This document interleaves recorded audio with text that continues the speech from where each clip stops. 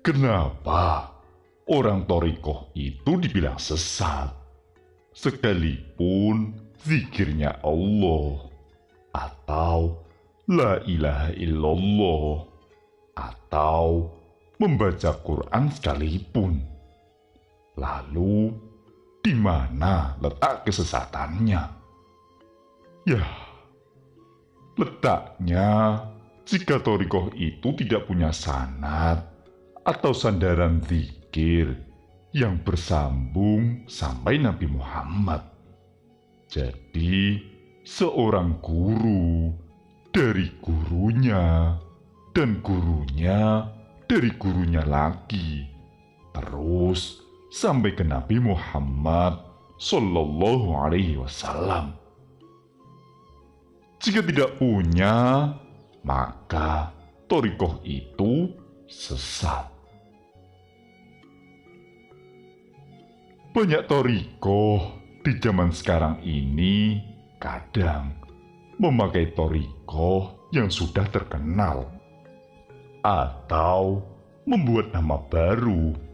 Ya, maksudnya tiada lain ingin mencari pengikut. Dan kalau banyak pengikut, akan banyak yang memasok dana. Nah, bisa dilihat kesesatannya. Jadi, dimanapun thariqah, itu bisa dilihat dari dimintai dana enggak kalau masuk thariqah tersebut.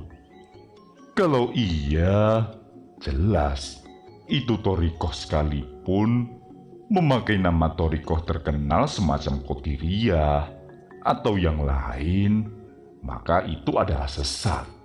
Sebab mursyid thariqah itu tidak butuh dana atau uang. Sebab rezeki mereka sudah dalam tanggungan Allah. Lalu, kesesatan kedua apabila thariqah itu mursyidnya ingin atau minta dipuja-puja, maka itu juga menunjukkan kesesatan. Sebab seorang mursyid itu tidak butuh lagi nama dan pemujaan kedudukan di mata manusia. Dan yang terpenting adalah adanya sanad atau sandaran ijazah yang menyambung sampai Nabi Muhammad. Dan sanad itu sahih atau benar. Sebab bisa juga sanad itu dijiplak. Misal, yang ngasih ijazah sanad orang Yaman, sementara si orang itu ke Yaman saja tidak pernah. Maka itu harus diragukan.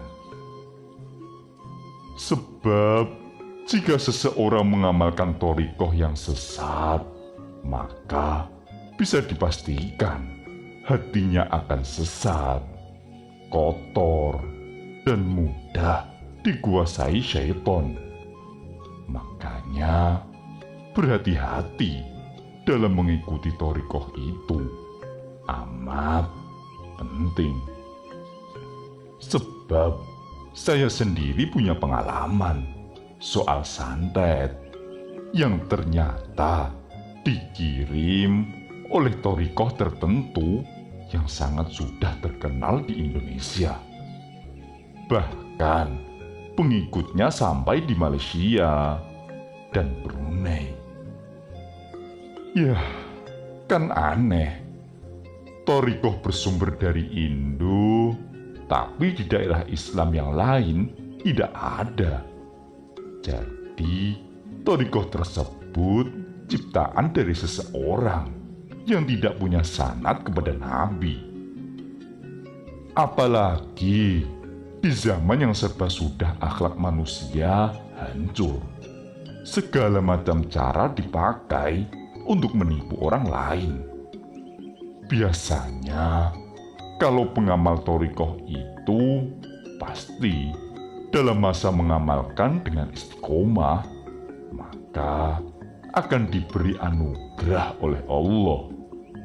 Kelebihan yang di luar nalar itu anugerah Allah.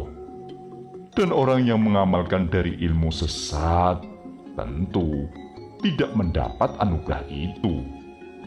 Ya, mungkin saja mendapat anugerah, tapi dari setan.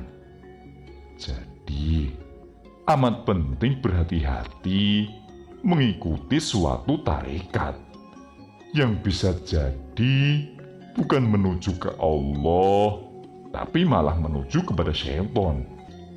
Walau yang dizikirkan baik dan bagus.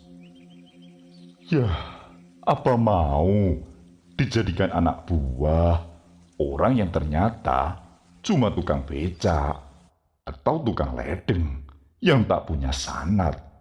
Cuma bosen jadi tukang becak, lalu membuat thariqah agar mendapatkan uang dengan mudah. Ya, aku sendiri dengan hak menjamin jika mengamalkan puasa thariqah tingkatan, maka akan mendapat anugerah. Misal, bisa mengobati sembarang penyakit atau punya kelebihan-kelebihan yang lain. Tapi ingat, bersihkan hati. Jangan punya tujuan selain pada Allah.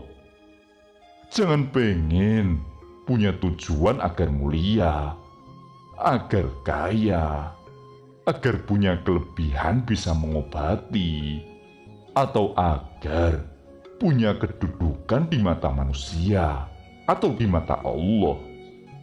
Itu semua harus dihilangkan dari hati jika ingin berhasil memetik buah nikmatnya amal.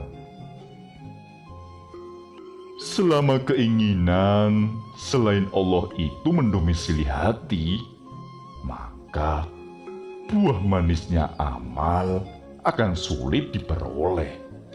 Dan siapa saja yang ingin bimbingan, insya Allah akan kubimbing dengan semampuku.